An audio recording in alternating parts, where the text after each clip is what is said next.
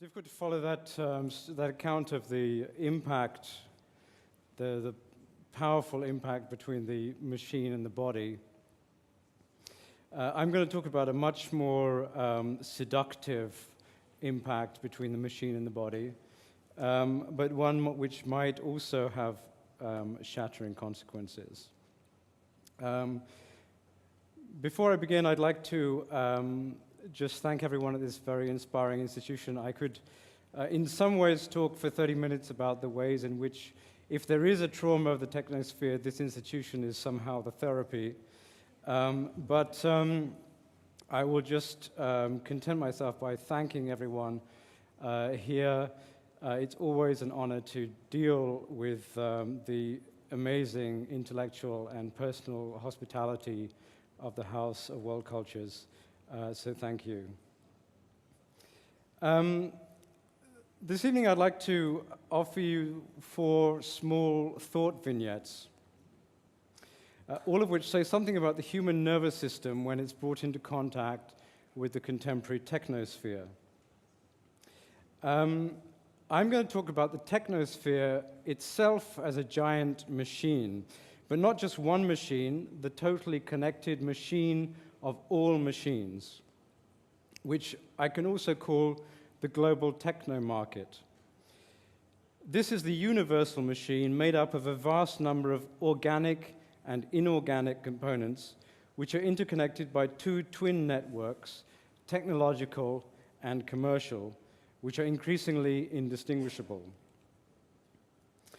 In a necessarily incomplete fashion, my 4 vignettes will try to give a sense of a process that's been in motion for much of the 100 years of now, and that has now reached a certain stage of perfection with the advancement of the internet, which is to say the progressive absorption of individual human energy flows into the far vaster currents of the universal machine. And I'll suggest that the techno market is powered in this era when data mining is the only real product of several of the world's most valuable companies, by energies drawn from deep inside the human organism. And I'll try to argue that this has the power to dramatically rewire our own libidinal circuitry. Finally, since we're involved tonight in a trauma investigation, I'll ask if any of this constitutes a trauma.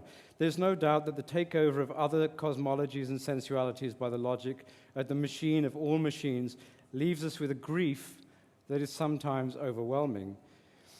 But the human nervous system also has a dazzling flexibility in its ability to fuse with machines, and perhaps there really is no traumatic rupture at all. So the image you've just seen from the Matrix in which the machine of all machines is powered by the individual cells, batteries of human bodies, which are stacked up in their millions to supply the energy required, is an image that I want you to keep in your heads.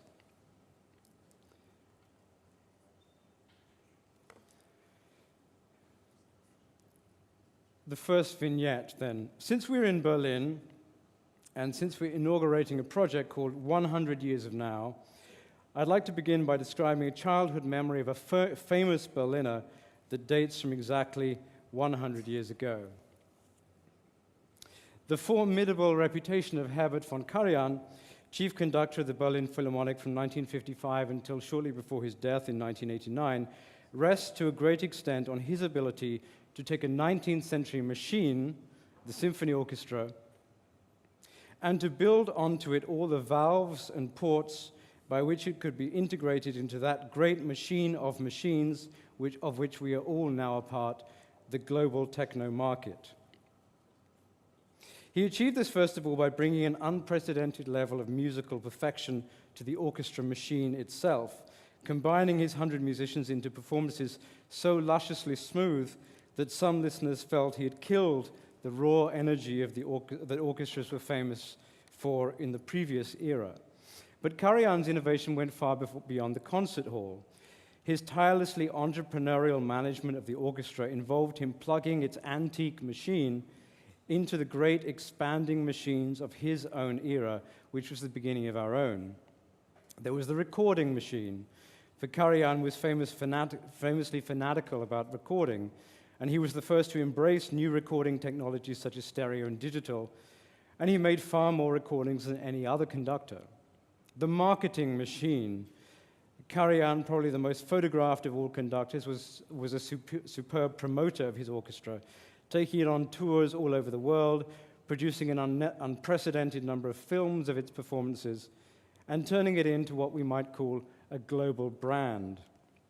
The money machine.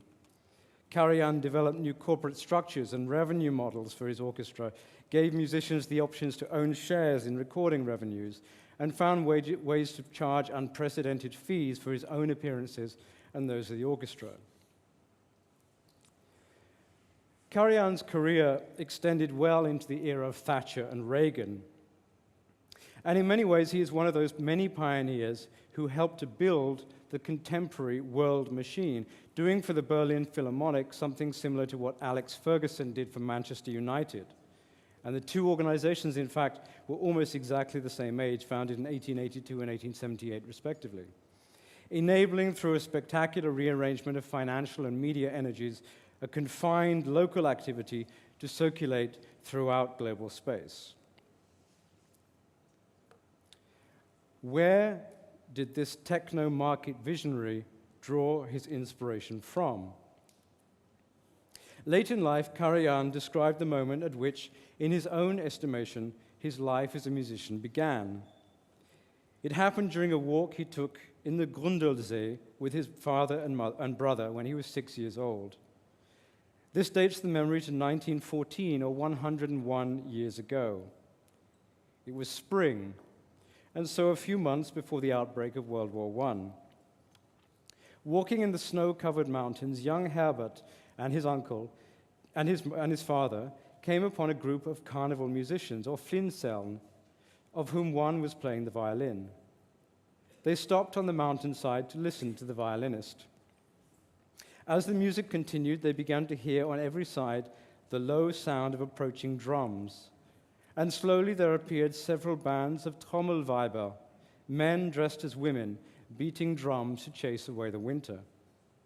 The shifting, overlapping, clashing sounds of all these groups of people thrilled the young Karajan, who later dreamed of commanding just such energies with his baton. This memory must have drawn part of its power from the great destruction that descended on that world immediately afterwards.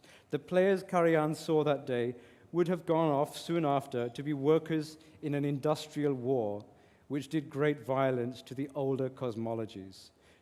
To quote Walter Benjamin, a generation that had gone to school on a horse-drawn streetcar now stood under the open sky in a countryside in which nothing remained unchanged but the clouds.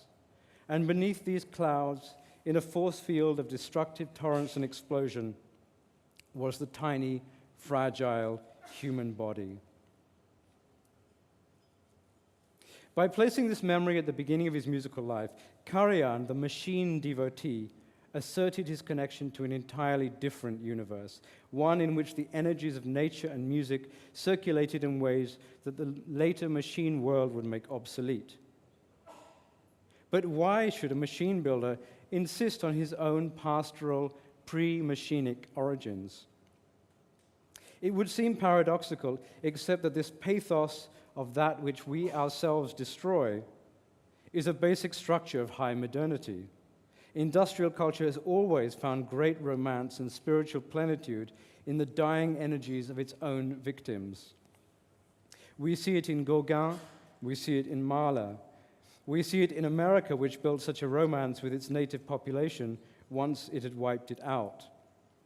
In this way, modernity mines ancient spiritual accumulations, just as industrial societies have mined ancient deposits of carbon fuel. Deep down, the machine builder is not always convinced by his own optimism. As he turns the world further into a machine, his own sources of inspiration are killed, and he must look always further and further away for his sustenance. In the meantime, the sensual landscape that produced him is destroyed, and the world is no longer capable of that fundamental fertility. Even as he profits from the machine, he fears it might take over entirely, not only the external world, but also his own interiority.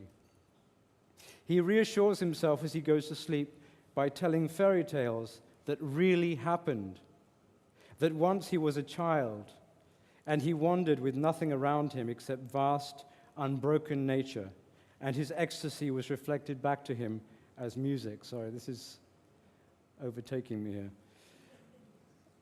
So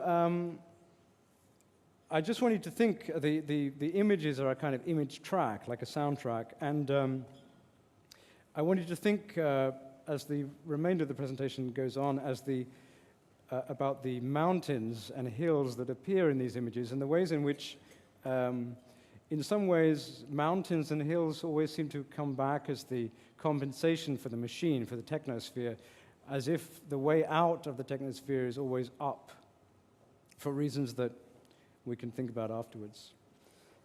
So, then the second movement. For many other people, the prospect of being taken over by machines is far more real than it was for Karan.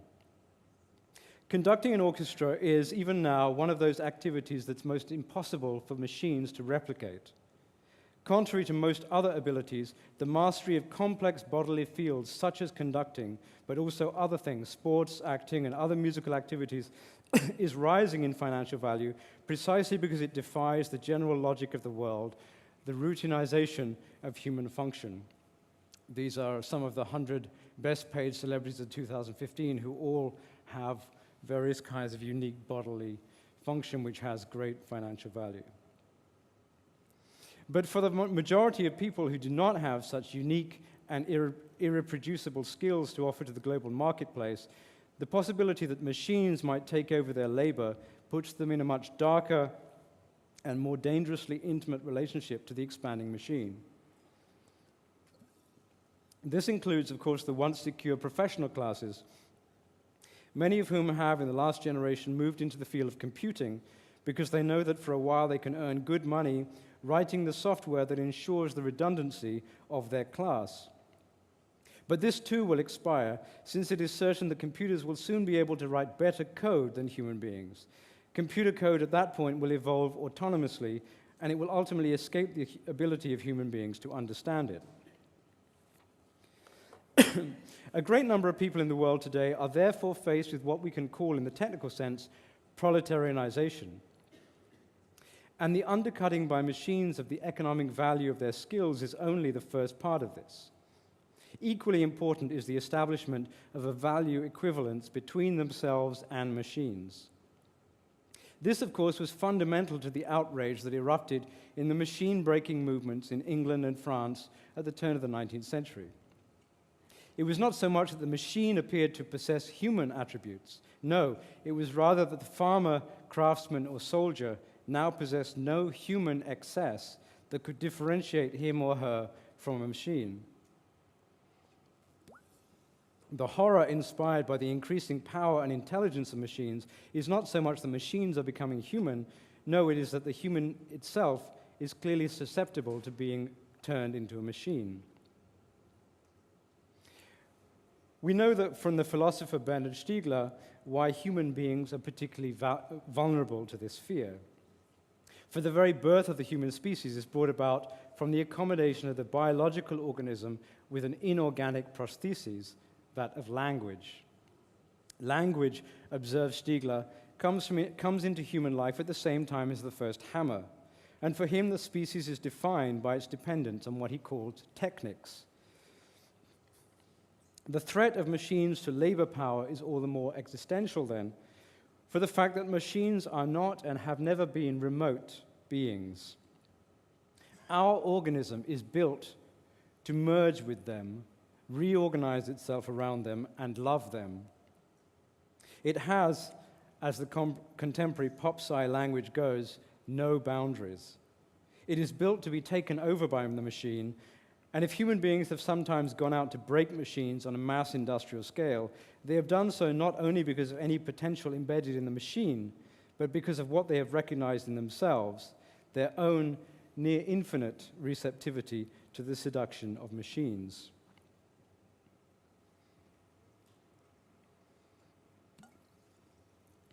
So Hollywood usually breaks out of the machine world with romance and mountains. And we're going to see it again in a minute. And it's the erotic connection of human beings that I'll come to, that becomes the dominant theme later on. So movement 3. The current stage of elaboration of the techno market brings this human receptivity to the machine into sharp relief with what I shall call technosex. That is to say, the eroticization of the apparatus of the techno market itself, and the opening up of channels by which human beings may actually have sex with the techno market. Internet pornography is the most widespread and conspicuous of these channels. As I've just gestured towards, in Hollywood's presentation of dystopian futures where the entire world has been taken over by machines, and of course these dystopian futures are supposed to make us believe that the entire world has in reality not been taken over by machines. One thing remains miraculously unaffected by the general occupation: the erotic, romantic attraction of human beings for each other. And this is the sort of miraculous part of our examination of the techno market or of technology, that somehow human interiority disobeys the rules of the rest of the universe. In our real-world techno market, however, human sexuality shows itself to be every bit as changeable as the rest of capitalism. Human beings, it turns out, do not only like having sex with each other, they can also learn to like having sex with machines. And at this time, our time, when the ideology of the global techno market is fully in crisis, the machine of all machines has, as if by coincidence, dropped its pants and asked us, if we cannot believe in it, to have sex with it. Because, as we well know, capitalism does not demand that we agree with it, only that we desire it. And this video by Matthew Barney accompanies much of the rest of the presentation. Most commentary on internet pornography concerns the question, does it offer a positive or negative representation of human sex? And it assumes that its ultimate significance is its feedback into human erotic relations. But this is to give undue importance to the message, when here the medium is all. Users of internet pornography are not consuming secondary representations of real sex. They are not substituting for real sex. They are having real sex with the global technological apparatus. Internet pornography allows the human to plug into the machine of all machines in a new way and engenders a novel erotic function in the human organism. Every kind of real-world sex act is represented in the field of internet pornography, and so it is natural for users to believe that this field is only an extension of their previous erotic system.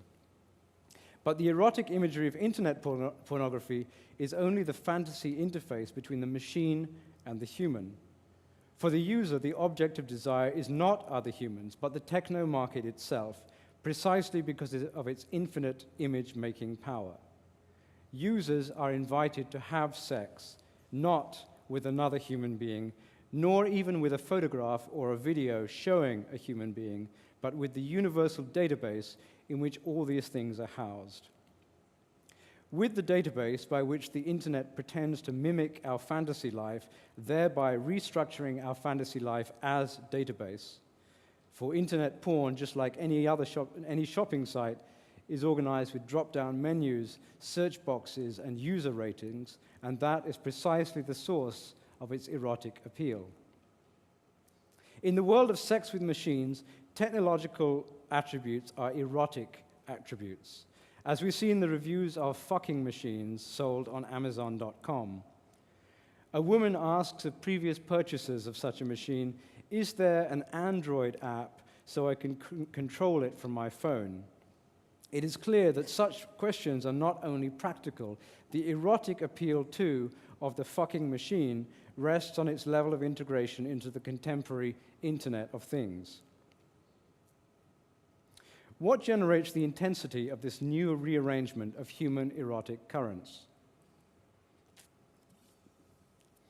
As we know from Marcuse, the seemingly atavistic energies that have arisen within capitalist societies since the Second World War to break the stranglehold of what we might call the bourgeois superego, the progressive rebellion against the institutions of the family and the state, for instance, have consistently served to intensify the neural power of capitalism itself.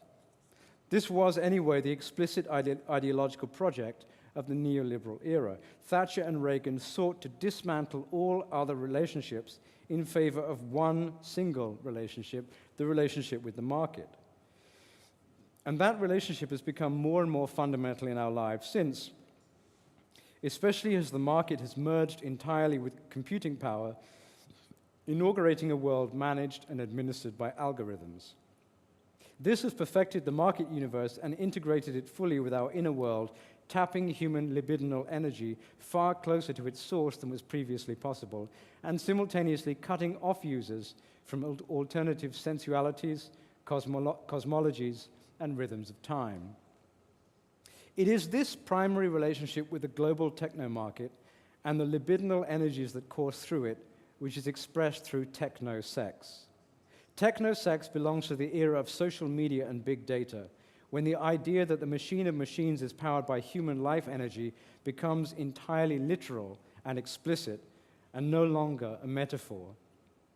Social media, after all, is a universal mechanism for capturing and circulating human libidinal jolts. They are instantly gratifying because we are able to see the vast machine instantly rearranging itself around every micro-life event we feed it. But the fact that we give something of ourselves away in the process is apparent to us all, which is one of the reasons for the remorse, which is also an inherent part of the social media universe. To universal search engines, we surrendered only our ability to remember. To social media, we surrender our ability to generate our own life force, which is why so many of us are dependent now on the clicks and chirrups by which the machine of machines reports back to us on our lives, which we no longer possess for ourselves. It is natural that we be filled with awe at a machine that can steal such stupendous energies for itself and use them to such dramatic effect. Technosex is a form of erotic worship of that stupendous storehouse of libidinal energy, the techno-market, that has been inflated to cosmic proportions by our own energies. On the fuel of those energies, it now burns like a vast, bright sun. In the technosphere, technosex is ritualized sun worship. But this is an obscene god, which is why technosex, too, is widely accompanied by remorse. There is no higher purpose to Facebook. It does not represent a vision of nature or mankind to which we would, in normal circumstances, willingly sacrifice our life energy. The dark genius of social media is apparent to all of us from the outset, that the energies immanent in our friendships, our love affairs, our collegial debates can all be converted into vast revenues in which we have no share. Facebook is a savage deity standing for pure monopolistic acquisitiveness, and it introduces a dreary, nihilistic final stage into what Marcuse called the automization of the superego. The old bourgeois institutions of higher order and conscience, most notably the democratic state, which spoke the language of lofty ideals and addressed individuals as abstractions without regard to race, sex, religion, wealth, or status, have been replaced by the global techno-market, which in precisely the opposite way addresses individuals in all their unique details and speaks the language of devastating appetites. In the wake of Deleuze, we are forced to ask not what desire seeks, but what it produces. Technosex produces and continually inflates its own stupendous object of desire, the ever more supreme techno-market. Just as with every new friendship, the monopolistic capital of Facebook is expanded, with every new techno-orgasm, the techno-market expands its absolute hold over our libidinal energy. There is nothing grandiose about this outcome, and we know it well. Whereas the dream life of high-minded state systems was made up of surrealism and cruelty, the dream life of the diabolical techno-market is characterized by neurotic order and subjection. Though we have built a pleasure zone for ourselves within this lugubrious universe, our pleasure only supplies more power by which the techno-market may diminish us. Excuse me.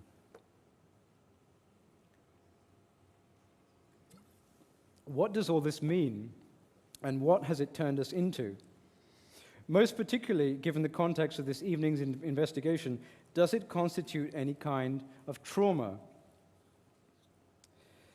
At some very obvious level, human beings do not seem to be traumatized by the new intensity of their contact with machines. Quite the reverse. In fact, humans seem to welcome the company that machines provide us now that they are able to address us at the levels of friendship and sex. Through the staggering scale of big data, human beings have now, for the first time, been confronted with that long-imagined singularity, computers addressing us with an intelligence that seems rather like our own. We are suddenly aware of what was always known but never experienced, that computer intelligence is developing 10 million times faster than our own, and that we must at some point surrender our position as the most sophisticated beings on this planet. One thing that has emerged with this realization is that human beings have abandoned many of their objections to becoming machines. With machines triumphant, the idea of becoming machine has begun to seem not abject but grandiose. Hollywood has begun to present the human being become machine not as horror but as lyricism, which is the point of my research notes on the recent movie Inside Out, a Disney animation for children. In this film, the young heroine is controlled by an inner machine. So all these pictures of databases and consoles are happening. This is all within the head of the main character. The young heroine is controlled by an inner machine, a combination of a corporate boardroom and a vast computer. But she is not an uncanny or horrifying character, as one would expect from the previous conventions of Hollywood. She is, in fact, the quintessential normal American girl. Her technological engine does not make her less human. It is this, in fact, which manages her chaotic feelings and allows her to integrate humanely with the changing world around her. At a time when so many people have, in their working lives, become merely the organic prosthesis to a machine brain, working in call centers where they say what a computer tells them to say, or driving a taxi while listening to orders from a computer, the gradual recodification of the human essence as inherently machine brings to this process, once thought of as degrading, a more uplifting counter-narrative.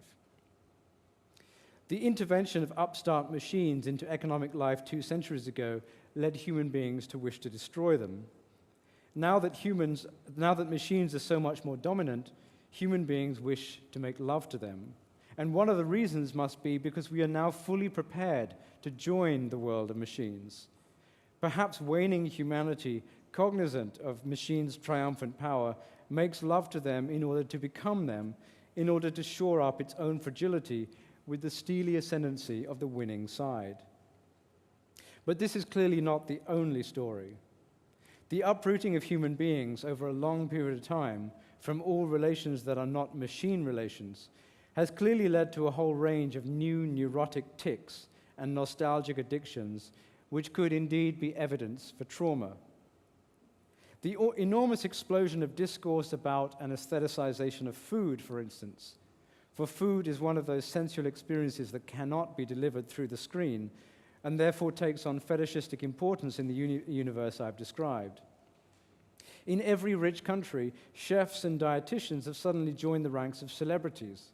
For, like orchestral conductors or tennis players, They represent sensual possibilities of the body which appear even more valuable in the light of the fact that so much of life now happens through glass. Food has become a key arena for human beings to express their anxieties about the techno market and their desire to reconnect to previous sensualities. I believe that the total absorption of human life energy into the technosphere is a collective trauma, one which began to affect us 2 centuries ago and whose ongoing effects we can discern within ourselves. But I also think that this trauma can never be directly observed, nor even really talked about, which is why it will always fail to be anything more than a speculation. The sociologist Jeffrey Alexander has suggested that even such definitive events as the genocide of the European Jews only became a collective trauma when it was narrated as such. By this measure, our loss of pre-machine relations cannot be a trauma, because it cannot be narrated. Sometimes we hear people saying, for instance, "I wish I could have my pre-internet brain back." But in fact, there is no serious way to articulate such thoughts, which are unheimlich. They have no home in our onward rushing time. Even in our own head, such thoughts are foggy and not completely believable. But anyone who tries seriously to assert that the expanding power of machines should be arrested or turned back is assumed to be a ridiculous nostalgic or simply mad, because this line of thought has been cut off long ago. As our organisms are ever more perfectly wired into the machine of all machines, we will see even more perverse and paradoxical outcomes in our own rebellious nervous systems, outcomes that will make the silhouette of our trauma more clear to us. But ultimately, this is a trauma we will never see directly. It has no form and no voice, precisely because the language with which we might express it is one of the casualties of the trauma itself. All we are left with is fantasies of worlds past, of medieval sensualities once rampant in the Alps, for instance, whose shattering emotional power over us we can never really explain. Thank you.